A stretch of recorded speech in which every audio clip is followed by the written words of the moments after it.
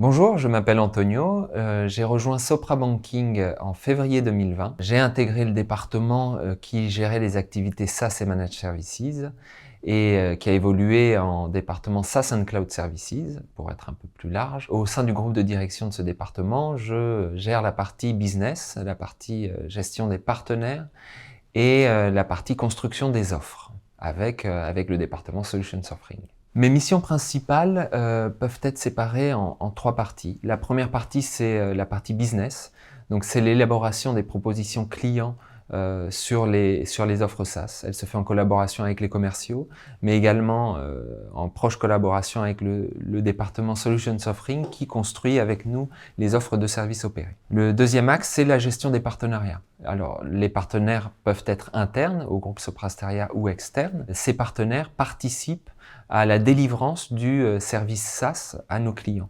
Donc, la gestion de ces partenaires d'un point de vue stratégique et opérationnel est une de mes missions. Le troisième axe de mes missions est sur la partie création des offres avec Solutions Offering, création des offres SaaS, déterminer quel contexte applicatif nous allons proposer à nos clients et dans quel contexte de service pour packager tout ça sous forme de service SaaS pour nos clients.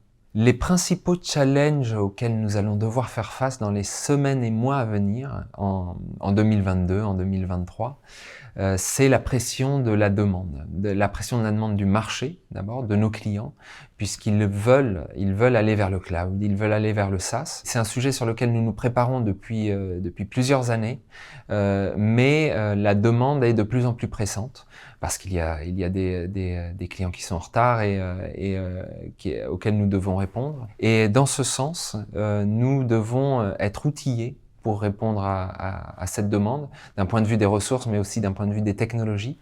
Et c'est quelque chose que nous avons déjà adressé par le passé, que nous continuons d'adresser, mais que nous devons surveiller de très près dans les semaines et mois à venir encore. Les profils principaux que nous recherchons dans l'activité SaaS sont focalisés sur la production du client et les enjeux de sécurité que nous avons à opérer un client et opérer sa production. Donc nous allons être sur des profils de run management proches de la production et des profils sécurité, des profils RSSI qui vont pouvoir agir sur nos différentes lignes de service. Les deux principales qualités que nous recherchons chez nos collaborateurs sont de deux types.